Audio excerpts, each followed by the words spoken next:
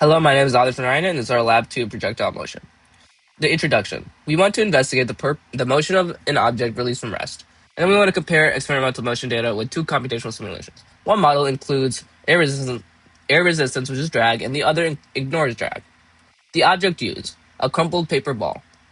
The measured position obtained using tracker software and the simulated position generated using a glow script model. This experiment applies Newton's second law and examines the effects of drag force. Our physics principles. So first we got Newton's second law, which is the rate of change in momentum of a system is proportional to the net external force acting on it. So our change in momentum is F naught times change in t, and then our gravitational force is the attractive force between masses that pulls objects towards Earth, and that can be calculated with Fg equals the gravitational constant times mass of Earth times the mass of an object over r squared, which is the radius. And then it could also be calculated using Fg equals negative mg y hat. And then our drag force, a resistive force exerted by air that opposes an object's motion through a fluid. F drag equals negative b, which is a constant, times v squared times v hat. Our physics takeaways. Air resistance and drag must be considered when analyzing both horizontal and vertical motion components. The observed trajectory did not perfectly match either computational prediction. Our procedure. Record a video of a crumpled paper ball thrown upward in a classroom environment. Import the video into Tracker and mark the ball's position at different time intervals to obtain observed data. Build two glow script computational models, one excluding drag and one including drag. Create a spreadsheet comparing observed and predicted positions over time, grab the results, and analyze the difference between the models. Our observed motion. This is a video from Tracker that you can use to get the observed motion.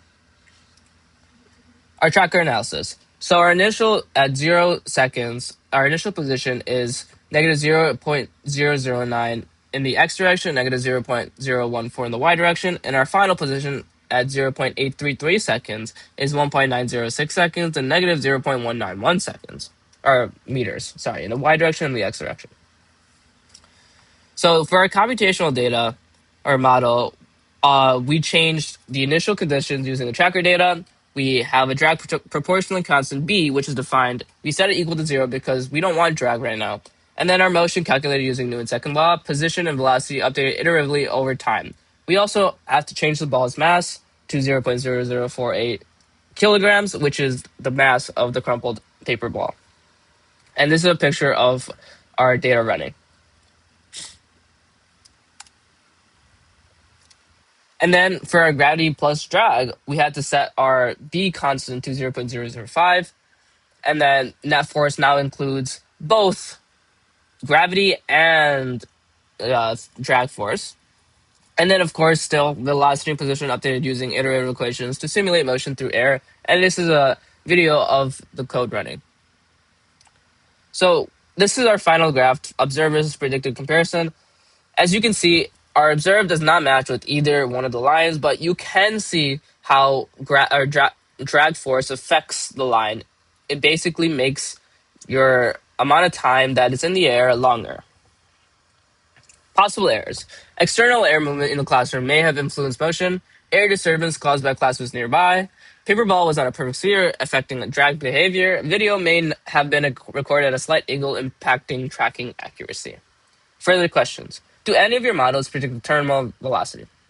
The computational model with only gravity shows linear increasing velocity, while the model that has drag shows nonlinear velocity growth, which plateaus over time, so it predicts a terminal velocity. We can also make sure to talk about our system and our source. Our system is the crumpled paper ball, and our source is me pushing the ball in the air, or it could be something else. It could be air resistance. It could be really anything in around the ball. Our further questions continued.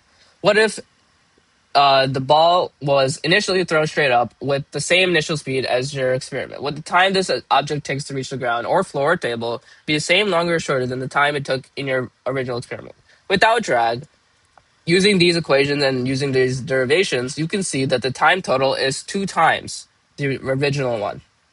So it is going to be longer.